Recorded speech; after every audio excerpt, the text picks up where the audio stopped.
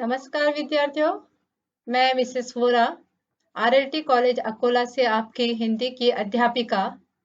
विद्यार्थियों, इसके पहले हमने आदर्श बदला की कहानी का पाठ परिचय देखे थे, लेखक का परिचय देखा था, उसकी प्रमुख कृतियां देखी थी, विधा का परिचय देखे थे और पाठ परिचय देखा था। लेखक सुदर्शन की यह कहानी आदर्श बदला आज हम पढ़ने जा रहे हैं। तो आइए विद्यार्थियों, हम लेखक का परिचय पहले भी पढ़ चुके हैं।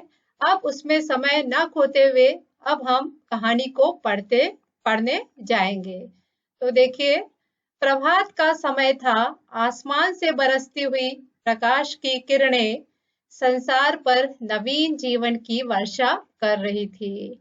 लेखक सुदर्शन की यह कहानी है। प्रभात का समय था, सुबह सुबह का समय था।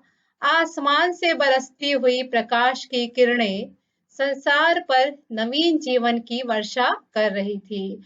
सूरज जो है वो अपने आकाश पर चमक रहा है, उसकी किरणें पूरे संसार पर बरस रही है और नए दिन की शुरुआत हो रही है। 12 घंटों के लगातार संग्राम के बाद प्रकाश ने अंधेरे पर विजय पाई थी। जैसा कि हम सभी जानते हैं कि 12 घंटे रात बीतने के बाद वापस सुबह होती है। तो इस प्रकार 12 घंटों के लगातार संग्राम के बाद, युद्ध के बाद प्रकाश ने अंधेरे पर विजय पाई थी और सुबह हो चुकी थी। इस खुशी में फूल झूम रहे थे, पक्षी मीठे गीत गा रहे थे, पेड़ों की शाखाएं खेलती थी और पत्ते तालियां बजाते थे। तो विद्यार्थियों देखो, सुबह की शुरुआत हुई है। सुबह सुबह होने के बाद आसमान में सूरज जो है वो अपनी प्रकाश की किरणें बिखेर रहा है और सुबह होने की खुशी में फूल झूम रहे हैं, पक्षी मीठी आवाज में गीत गा रहे हैं, पेड़ों की शाखाएं जोर जोर से हिल रही है, ऐसा लग रहा है कि ये शाखाएं खेल रही हैं और पत्ते जोर जोर से तालियां बजा रहे हैं। आगे पढ़ती हूँ मैं। चारों तरफ खुशियां झूमती थी, चारों तरफ गीत गूंजते थे। इतने में साधुओं की एक मंडली शहर के अंदर दाखिल हुई। तो क्या हुआ विद्यार्थियों? इस प्रकार का सुबह का सुहाना मौसम है, जहां पर प्रकाश सूरज बिखेर रहा है, पत्तियां फूल झूम रहे हैं, पत्तियां तालियां बजा रही हैं, चारों तरफ खुशियां ही खुशियां हैं, चारों तरफ गीत गूंज रहे हैं। इतने में क्या होता है? साधुओं की एक मंडली शहर के अंदर दाखिल होती है या प्रवेश करती है। उनका ख्याल था, किसका ख्याल था? साधुओं का ख्याल था। मन बड़ा चंचल है। ये तो हम सभी जानते हैं कि हमारा मन बहुत ही चंचल है, मन स्थिर नहीं होता है। अगर इससे काम ना हो तो इधर उधर भटकने लगता है। साधुओं का ये मानना है कि यदि मन को एक जगह काम में नहीं लगाया जाए तो मन भटकने लगता है और अपने स्वामी को विनाश की खाई में गिराकर नष्ट कर डालता है। अर्थात किसके स्वामी को? मन के स्वामी को, अर्थात हमें विनाश की खाई में गिराकर नष्ट कर डालता है, अर्थात हमारे अस्तित्व को समाप्त कर डालता है। इसे भक्ति की जंजीरों से जकड़ देना चाहिए। कौन कह रहा है ऐसा? साधुओं का ये मानना है कि मन को खाली नहीं रखना चाहिए, मन चंचल होता है, भटकते रहता है, तो उसे क्या करना चाहिए? कहीं ना कहीं हमें अपने मन को लगाना चाहिए, इसलिए इसे भक्ति की जंजीरों से जकड़ देना चाहिए। साधु गाते थे, क्या गाते थे साधु? सुमर सुमर भगवान को, मूर्ख मत खाली छोड़ इस मन को। वो कह रहे हैं कि सुमर का अर्थ होता है याद करना, भगवान को याद करना। भगवान को याद करो भक्तों। हे मूर्ख व्यक्ति, तुम इस मन को खाली मत छोड़ो। ये दो लाइन या ये दो पंक्तियों का अर्थ है। आगे फिर से मैं पढ़ती हूँ। जब संसार को त्याग चुके थे, उन्हें सुर ताल की क्या परवाह थी। ये साधु मनमौजी है, अपने मन में भगवान की भक्ति के लिए गीत गाए जा रहे हैं या गुनगुनाए जा रहे हैं। उन्हें सुर ताल की कोई परवाह नहीं थी। कोई ऊंचे स्वर में गाता था, कोई मुंह मुंह में गुनगुनाता था, और लोग क्या कहते हैं इन्हें इसकी जरा भी चिंता ना थी। क्या कर रहे थे साधु? गुनगुना रहे थे, भक्ति के स्वर गा रहे थे, संसार को त्याग चुके थे, उन्हें कोई सुर ताल की कोई परवाह नहीं था, कोई जोर जोर से ऊंची आवाज में गाता था, कोई मुंह में गुनगुनाता था, और लोग क्या कहते हैं उन्हें इसकी जरा भी परवाह नहीं थी। ये अपने राग में मगन थे कि सिपाहियों ने आकर घेर लिया। ये अपने भक्ति के मार्ग में इतने मगन थे कि उन्हें दूसरों की कोई परवाह नहीं थी। और इतने में क्या होता है कि सिपाहियों ने आकर उन्हें घेर लिया और हथकड़ियां लगाकर अकबर बादशाह के दरबार को ले चले। कहाँ ले गए उनको? साधुओं को अकबर बादशाह के दरबार में उन्हें ले जाया जाता है। यह वह समय था जब भारत में अखबार की तूती बोलती थी, अर्थात ये वो समय था जब भारत के अंदर राजा अकबर की बोलती चलती थी, यानी सम्राट अकबर का साम्राज्य बहुत ही यश पूर्वक चल रहा था। और उसके मशहूर रागी तानसेन ने यह कानून बनवा दिया था कि जो आदमी राग विद्या में उसकी बराबरी न कर सके वह आगरे की सीमा में गीत ना गाए, और जो गाए उसे मौत की सजा दी जाए। हम जानते हैं कि सम्राट अकबर के राज्य में या उनके दरबार में 9 रत्न पाए जाते थे। उन 9 रत्नों में से एक रत्न संगीत सम्राट तानसेन का भी नाम लिया जाता है। तो संगीत सम्राट तानसेन ने यह कानून बना दिया था कि जो आदमी संगीत में तानसेन की बराबरी ना कर सके वह आगरे की सीमा में कोई गीत ना गाए, और यदि कोई गीत गाता है तो उसे मौत की सजा दी जाए। यानी ऐसा कोई व्यक्ति जो तानसेन की बराबरी ना कर सकता हो उसे आगरे के अंदर गाने का अधिकार नहीं है, और यदि वो गाता है तो उसे मौत की सजा दी जाए। बेचारे वनवासी साधुओं को पता नहीं था, परंतु अज्ञान भी अपराध है। देखो विद्यार्थियों, यहाँ पर वनवासी और अज्ञान 2 शब्द दिखाई दे रहे हैं। वनवासी अर्थात होता है वन में रहने वाले साधु, वन में निवास करने वाले साधु, और अज्ञान का अर्थ होता है ज्ञान का अभाव। अज्ञान का अर्थ होता है जिसे ज्ञान ना हो। तो लेखक सुदर्शन ने यहाँ पे क्या कहा है कि बेचारे वनवासी साधुओं को इस कानून के बारे में पता नहीं था, परंतु नहीं पता होना भी एक अपराध माना जाता है। मुकदमा दरबार में पेश हुआ। तानसेन ने राग विद्या के कुछ प्रश्न उन साधुओं से किए। साधु उत्तर में मुंह ताकने लगे। अकबर के होठ हिले और सभी साधु तानसेन की दया पर छोड़ दिए गए। क्या हुआ? मुकदमे को दरबार में पेश किया गया राजा अकबर के सामने।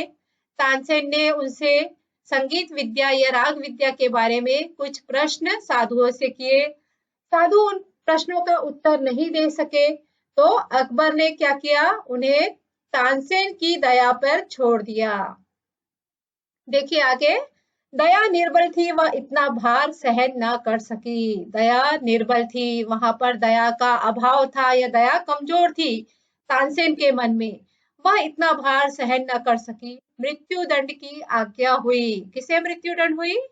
उन साधुओं को मृत्यु दंड की आज्ञा हुई जो तानसेन की बराबरी नहीं कर पा रहे थे और उन्हें इस कानून का ज्ञान भी नहीं था। केवल एक 10 वर्ष का बच्चा छोड़ा गया। बच्चा है, इसका दोष नहीं। उन साधुओं के बीच में जो एक 10 वर्ष का बच्चा था उसे क्षमा कर दिया गया, उसे मृत्युदंड नहीं दी गई। कहा गया कि बच्चा है, उसका दोष नहीं है, और यदि है भी तो इस क्षमा के वो योग्य है।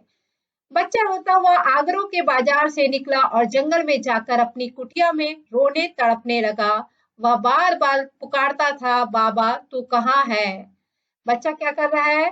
वह बच्चा उन साधुओं की टोली में से अलग हो गया, आगरे के बाजार में से निकलता है और जंगल में जाकर अपनी कुटिया में रोने तड़पने लगा, और वह बार बार अपने बाबा को याद कर रहा था कि बाबा तुम कहाँ हो। आगे के पृष्ठ में देखिए, बच्चा कहता है अब कौन मुझे प्यार करेगा, कौन मुझे कहानियां सुनाएगा।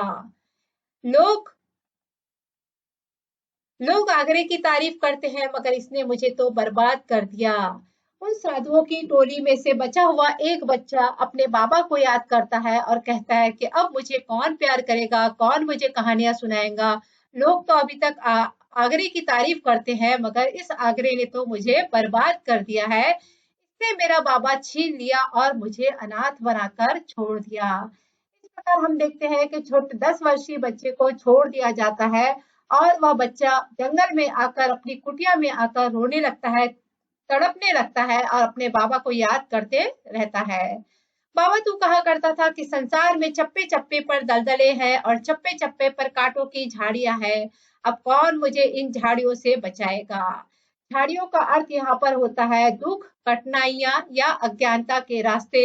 जो साधुओं का ये मानना था कि ये सभी दलदले हैं, ये सभी अज्ञानता, अंधेरा या कांटे जो है, कांटों की जो झाड़ियां हैं वो सभी दलदल है।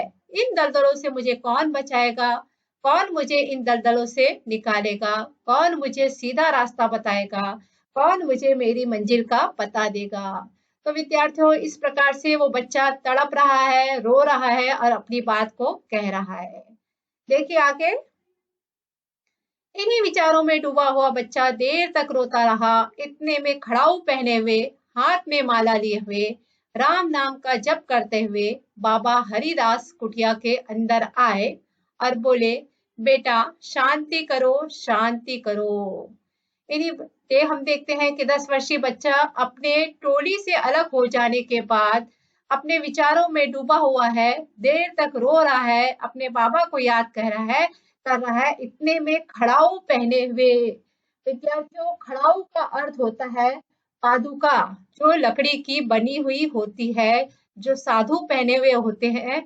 तो इस प्रकार से यहाँ पर हरिदास नाम के जो बाबा है वो पैरों में खड़ाऊ पहने हुए हैं, हाथ में माला लिए हुए हैं, राम नाम का जप करते हुए बाबा हरिदास उस बच्चे की कुटिया के अंदर आते हैं और बोलते हैं, बेटा शांत रहो, शांत रहो। बैजू उठा और हरिदास के चरणों से लिपट गया। जो 10 वर्षीय बच्चा है उसका नाम यहाँ पर लेखक सुदर्शन ने बैजू बताया है। बैजू उठता है और हरिदास जी के चरणों से लिपट गया। वह बिलख बिलख कर रोता था और कहता था, महाराज मेरे साथ अन्याय हुआ है, मुझ पर वज्र गिरा है, मेरा संसार उजड़ गया है, मैं क्या करूं, मैं क्या करूं। बैजू क्या कर रहा है, हरिदास के पैरों से लिपट गया है और रो रो कर कहता जा रहा है कि महाराज मेरे साथ अन्याय हुआ है, मुझ पर वज्र गिरा है। वज्र का अर्थ होता है बिजली का गिरना। मेरा संसार उजड़ गया है, मैं क्या करूं, मैं क्या करूं। बाबा हरिदास बोलते हैं, शांति शांति। इस प्रकार से हरिदास और बैजू के बीच में बातचीत हो रही है।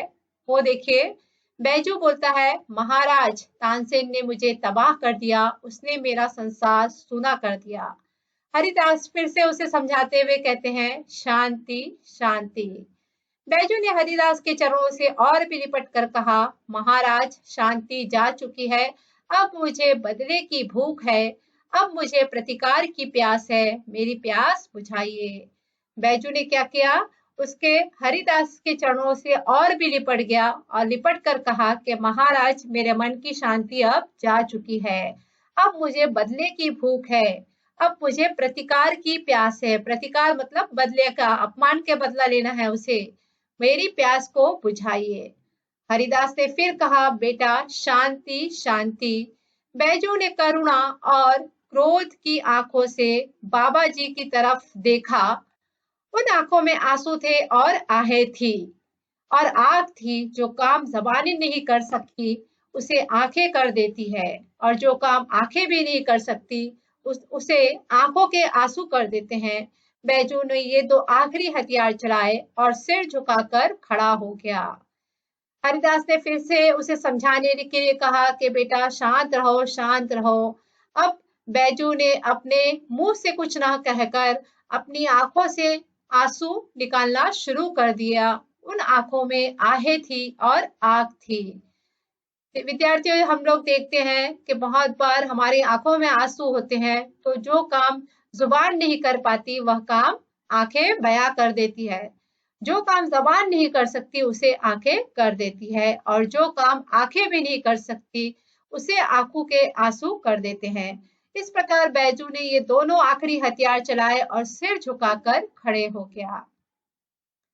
हरिदास के धीरज की दीवार आंसुओं की बौछार न सह सकी और कांप कर गिर गई। हरिदास के धैर्य की दीवार जो थी, सब्र की जो दीवार थी, वो आंसुओं की बौछार न सह सकी और वह भी कांप उठा। उन्होंने बैजू को अपने हाथों से उठाया, गले से लगाया और कहा, मैं तुझे वह हथियार दूंगा जिससे तू अपने पिता की मौत का बदला ले सकेगा। उन्होंने क्या किया? हरिदास ने अपने दोनों हाथों से बैजू को उठाया और अपने गले लगाया और कहा कि मैं तुझे ऐसा हथियार दूंगा जिससे तू अपनी मौत का बदला ले सकेगा। बैजू हैरान हुआ, बैजू खुश हुआ, बैजू उछल पड़ा। उसने कहा, बाबा, आपने मुझे खरीद लिया, आपने मुझे बचा लिया, अब मैं आपका सेवक हूँ। हरिदास ने कहा, मगर मुझे 12 बरस तक तपस्या कर मगर तुझे 12 बरस तक तपस्या करनी होगी, कठोर तपस्या, भयंकर तपस्या। अब हरिदास ने उसे शांत कर दिया है और समझाने के लिए कहने लगे कि तुझे 12 बरस तक तपस्या करनी होगी। वो भी कैसी तपस्या? कठोर तपस्या और भयंकर तपस्या। बैजू कहता है, महाराज, आप 12 बरस कहते हैं, मैं 12 जीवन देने को तैयार हूँ। मैं तपस्या करूंगा, मैं दुख झेलूंगा, मैं मुसीबतें उठाऊंगा, मैं अपने जीवन का एक एक क्षण आपको भेंट कर दूंगा, मगर क्या इसके बाद मुझे वह हथियार मिल जाएगा जिससे मैं अपने बाप की मौत का बदला ले सकूं? विद्यार्थियों, हरिदास के समझाने के बाद बैजू कहता है कि बाप 12 बरस कहते हैं, मैं तो 12 जीवन देने को तैयार हूँ। मैं घोर तपस्या करूंगा, दुख झेलूंगा, मुसीबतें उठाऊंगा, लेकिन इतना करने के बाद क्या मुझे वो हथियार मिल जाएगा जिससे मैं अपनी मौत का बदला ले सकूं? हरिदास कहता है कि हाँ, मिल जाएगा। तो बैजू कहता है, तो मैं आज से आपका दास हूँ, आप आज्ञा दे, मैं आपकी हर आज्ञा का सिर और सिर के साथ दिल झुकाकर पालन करूंगा। तो विद्यार्थियों, आज के लिए बस इतना। आगे की कहानी अब हम दूसरे वीडियो में पढ़ेंगे। धन्यवाद।